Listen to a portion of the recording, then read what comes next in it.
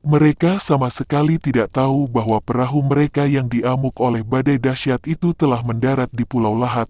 Andai kata tahu juga, mereka tentu tidak merasa takut karena pada waktu itu nama Pulau Lahat hanya dikenal oleh orang-orang kerajaan gurun. Untuk dunia ramai, yang dikenal hanyalah kerajaan gurun. Yang dikenal dari kerajaan gurun adalah nama yang ditakuti oleh semua orang termasuk para bajak.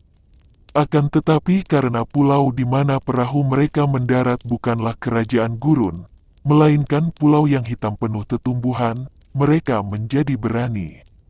Setelah badai mereda dan air menyurut, mereka lalu menyerbu ke tengah pulau. Untung bagi mereka bahwa badai yang amat dahsyat itu membuat air laut naik dan mengamuk di daratan pulau sehingga binatang-binatang berbisa pun menjadi panik dan ketakutan, lari bersembunyi dan belum berani keluar. Andai kata mereka itu berani menyerbu pulau dalam keadaan biasa, tentu mereka akan menjadi korban binatang-binatang itu dan sukarlah dibayangkan apa akan jadinya. Mungkin sekali tidak ada di antara mereka yang akan dapat lolos betapapun liar, ganas dan lihai mereka itu. Dapat dibayangkan betapa heran dan girangnya hati para bajak itu ketika mendapat kenyataan bahwa di tengah pulau itu terdapat pondok-pondok yang dibuat oleh manusia. Akan tetapi keheranan mereka segera berubah menjadi kekagetan hebat ketika para penghuni pulau itu menyambut mereka dengan serangan dahsyat tanpa peringatan apa-apa. Karena mereka adalah bajak-bajak yang sudah biasa berkelahi dan mengadu nyawa, maka serbuan para penghuni Pulau Lahat itu mereka sambut dengan gembira.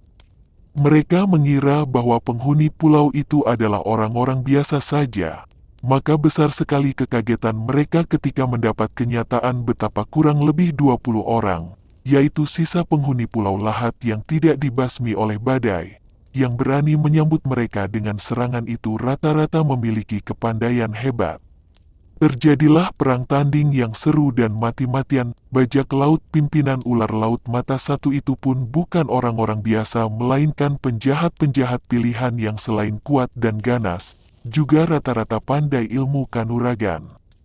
Ular laut mata satu Atot sendiri adalah seorang ahli bermain senjata ruyung yang ujungnya merupakan sebuah bola baja yang berat dan keras. Ia memiliki seorang pembantu yang bernama Sangu, seorang ahli pedang yang lihai sekali. Para penghuni Pulau Lahat masih terguncang oleh amukan badai. Bahkan ketua mereka, Bemupa, sedang menderita sakit hebat semenjak penyerbuan pasukan kerajaan gurun yang dipimpin oleh Panglima Pua. Bemupa jatuh sakit. Penyerbuan itu terjadi sehari setelah Jambu Nada pergi. Mungkin karena Bemupa merasa terlalu marah, dan mungkin juga karena usianya yang sudah tua. Penyerbuan dari kerajaan gurun itu merupakan hal yang amat menyakitkan hatinya, dan juga hati para penghuni Pulau Lahat, mendatangkan rasa dendam yang lebih mendalam. Apalagi melihat betapa catatan pengobatan dari Jambu Nada telah dihancurkan oleh Panglima Pua, hati Bemupa merasa sakit sekali. Untung masih ada beberapa macam obat yang masih dihafal olehnya, akan tetapi sebagian besar telah dibasmi oleh Panglima Pua kerajaan gurun yang marah karena ketahuan bahwa putra Bemupa keluar dari Pulau Lahat sudah belasan warsa, karena ada larangan tak boleh keluar dari Pulau Lahat. Pada saat bajak laut menyerbu, Bemupa tidak dapat bangun dari tempat tidurnya. Dia dijaga dan dirawat oleh cucunya, Maratu. Maka dapat dibayangkan betapa kaget hati kakek ini ketika ada anak buahnya yang datang melapor bahwa pulau yang baru saja diamuk badai itu kini diserbu oleh sepasukan bajak laut yang ganas dan rata-rata memiliki kepandaian tinggi. Keparat kakek itu meloncat bangun, akan tetapi terguling kembali. Maratu segera memegang lengan kakeknya, membantunya untuk rebah kembali. Tenanglah kakek. Biarlah aku yang keluar untuk membantu teman-teman membasmi bajak laut yang tidak tahu diri itu. Bemupa terpaksa hanya mengangguk karena dia sendiri masih tidak kuat untuk bangun, apalagi bertempur. Hati-hatilah kamu, pesan Bemupa pada Maratu. Dia percaya akan kepandaian cucunya yang tentu akan dapat mengusir bajak-bajak laut yang biasanya hanya terdiri orang-orang kasar itu. Dengan pedang di tangan Maratu lalu berlari keluar. Ia melihat anak buahnya sudah bertanding mati-matian melawan bajak-bajak yang ganas. Di sebelah sana terlihat seorang wanita Pulau Lahat digeluti oleh dua orang laki-laki kasar sampai wanita itu menjerit-jerit. Namun dua orang laki-laki itu malah tertawa-tawa dan merobek-robek pakaian wanita itu. Maratu menjadi marah sekali. Dia mengeluarkan teriakan marah. Tubuhnya yang ramping mencelat ke depan. Pedangnya menyambar dan dua orang bajak yang sedang memperkosa wanita itu roboh dengan leher terkuak lebar dan hampir putus. Wanita itu cepat membereskan pakaiannya, menyambar goloknya dan seperti seekor harimau kelaparan dia membacoki tubuh dua orang bajak tadi. Melihat sepak terjang Maratu yang kembali sudah merobohkan dua orang bajak, ular laut mata satu Atot dan Sangu, dibantu oleh beberapa orang bajak lain cepat mengepung dan mengeroyoknya. Namun Maratu mengamuk hebat dan pedangnya berubah menjadi segulung sinar terang yang menyambar dahsyat, membuat dua orang pimpinan bajak itu terkejut dan harus memainkan senjata dengan hati-hati sekali agar jangan sampai mereka menjadi korban kedahsyatan sinar pedang yang dimainkan oleh dara itu. Lepas tulang ikan, tiba-tiba kepala bajak itu memberi aba-aba kepada anak buahnya dan mereka berdua telah meloncat mundur, membiarkan anak buah mereka yang 4 orang banyaknya melanjutkan pengeroyokan.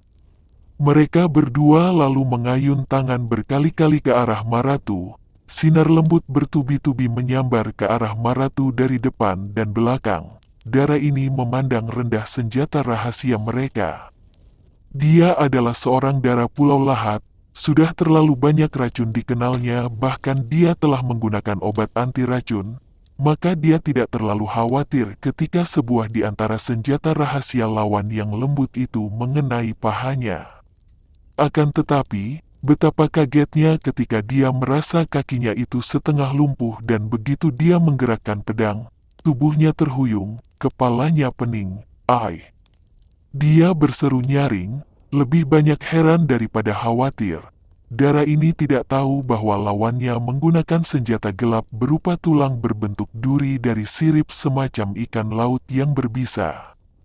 Bisa dari ikan laut ini tentu saja tidak dapat disamakan dengan bisa dari binatang darat, maka bisa yang asing ini tidak dapat ditolak oleh obat anti racun yang dipakainya. "Kalian tangkap nona manis ini," teriak Atot dengan girang.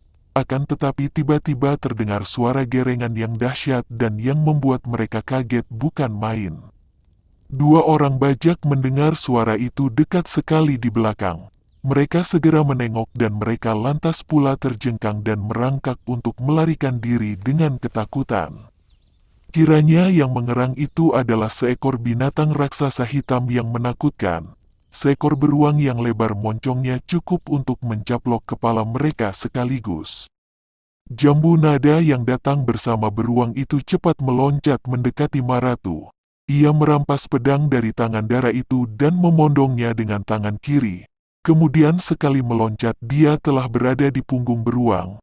Lengan kirinya memeluk dan menjaga tubuh Maratu yang dipangkunya karena dara itu telah pingsan. Sedangkan tangan kanan menggerakkan pedang dara itu sambil berseru.